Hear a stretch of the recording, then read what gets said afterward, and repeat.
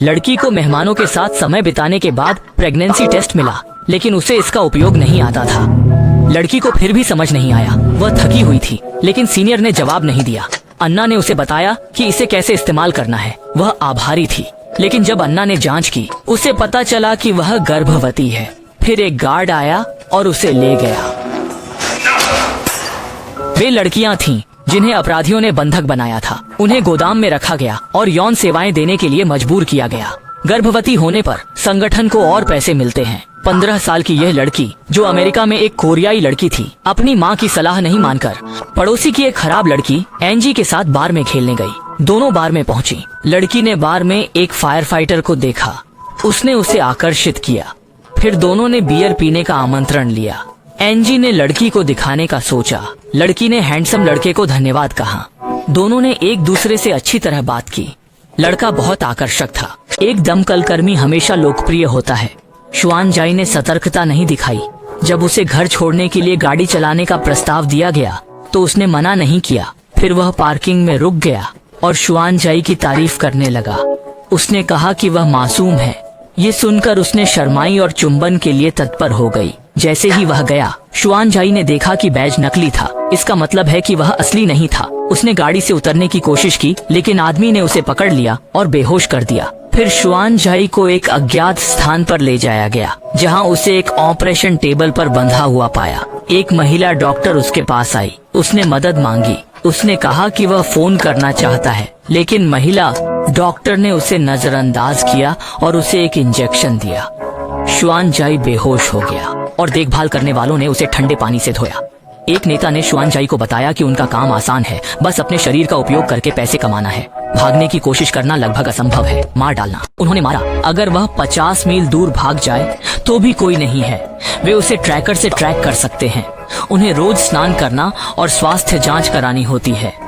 क्या आप गर्भवती हैं? साफ रहो, अच्छा होगा। ये सुनकर जुआन जाई ने निराशा में अपनी आंखें बंद कर लीं। हालांकि जुआन जाई को तुरंत मेहमानों का स्वागत करने के लिए नहीं कहा गया, लेकिन देख रेख करने वालों ने उसे बेहद विकृत मेहमानों के लिए तैयार किया। उन्होंने जुआन जाई के दोनों हाथों को लटका दिया और फिर उसे कोड़े से बुरी तरह पीटा। जाई रो रहा था। ये ग्राहक के अनुभव को बहुत प्रभावित करता है, इसलिए गार्ड का छोटा नेता उसे डांटता है। ग्राहक के लिए मुस्कुराओ।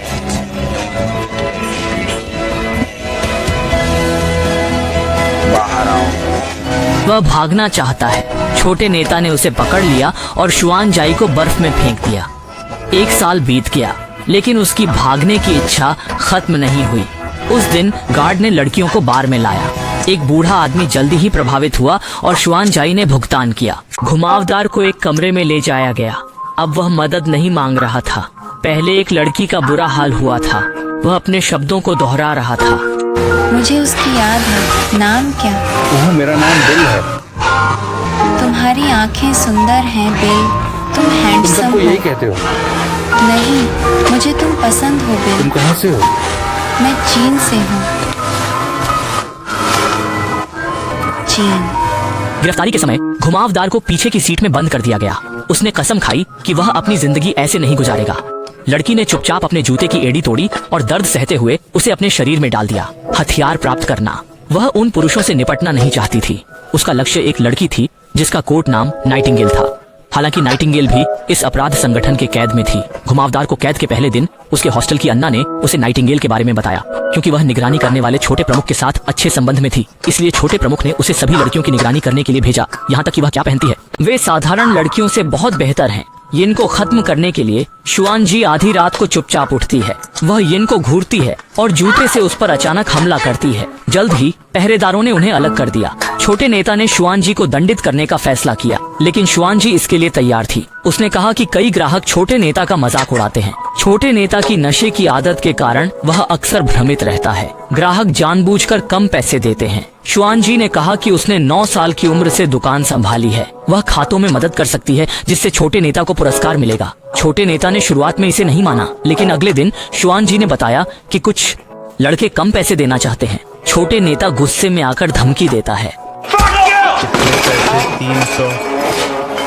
मुझे अभी $300 दो। इससे संगठन को $300 की हानि की भरपाई हुई। लौटते समय शुआन जी को छोटे नेता ने सहायक चालक की सीट पर बैठाया। ये उसका पहला ऐसा अनुभव था। यिन ने सुना कि उसे नौकरी से निकाला जा रहा है।